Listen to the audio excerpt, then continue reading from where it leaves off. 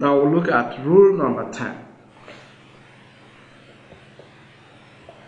Rule number 10 is slightly different from, for quotation marks, it's slightly different from all the others we've been considering, because it doesn't, the rules here do not have anything to do with speech.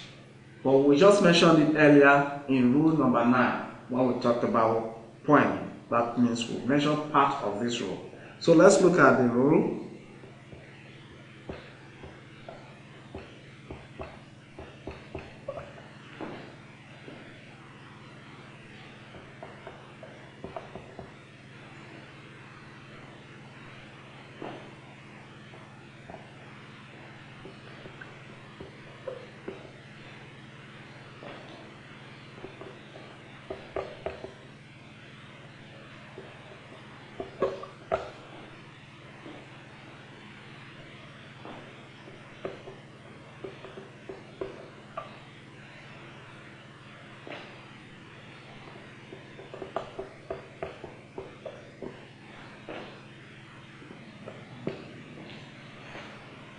Okay, so we use quotation marks to enclose the titles of chapters, articles, other parts of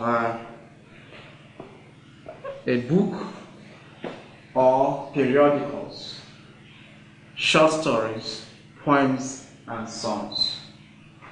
You want to note too that earlier we mentioned that if it's the title of a book, we underline the title. If it's a title of a play, we underline the title. If it's a novel, we underline. If it's a ship, we underline or put in italics.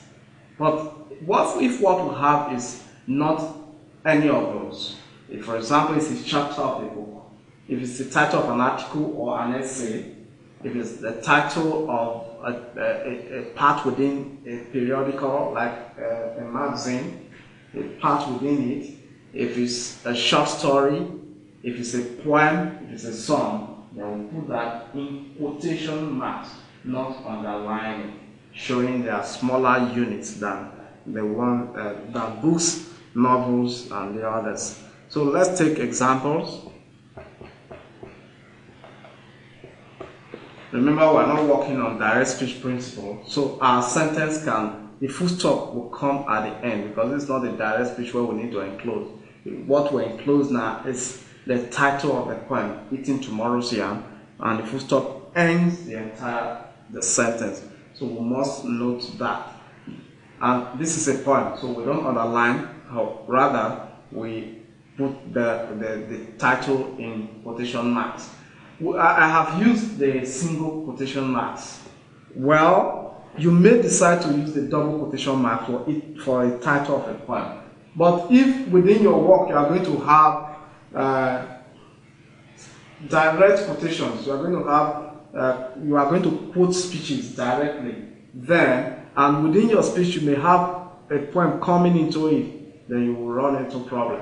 So you can fashion out a specific pattern so that you don't run into problem, particularly if you are the type that write narratives often. What you do is you just ensure that titles like this are in single form. Say you use single quotation marks.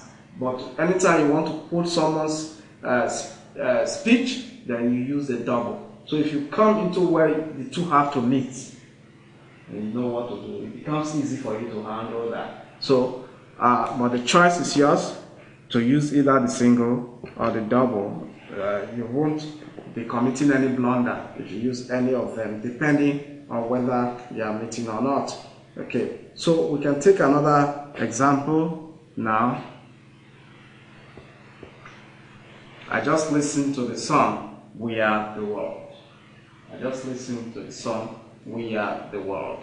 So these are two examples I think they will do for this particular rule. But there's something we need to note. If we are going to measure the title of an article, I have said the rule is that we put it in quotes. But this does not mean that in your article, in the main work, you are going to quote it when you write it. You are going to underline it. Remember I said that if it's appearing in your main work, then you are going to quote it. rather you are going to underline as a heading, then the rule of underlining heading applies to it. But if you want to say, no, the title of my essay in the last essay competition is you are supposed to put that in quotes because it's not appearing as the heading of your work in your main work. So in that case, what happens is that you put that in quotes. Whereas in your main work, when you actually did it, you underlined it if you didn't write all through in capital letters.